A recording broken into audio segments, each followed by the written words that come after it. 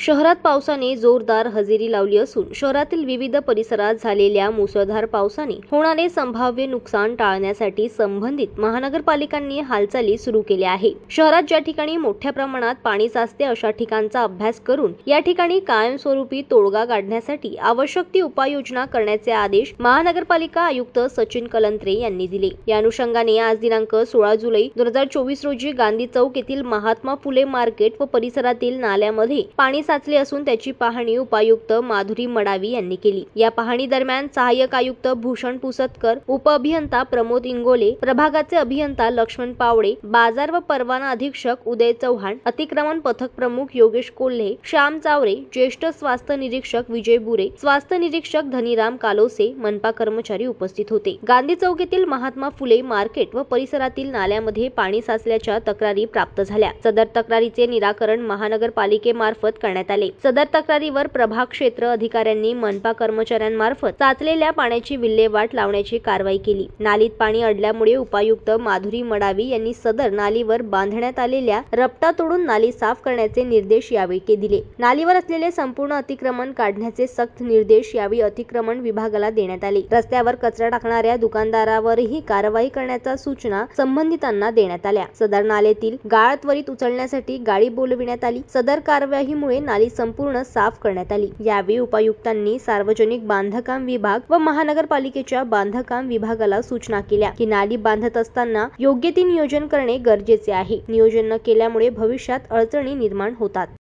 जनमत live news साठी अमरावतीमधून राजेश्वर घोरमाडे यांची रिपोर्ट।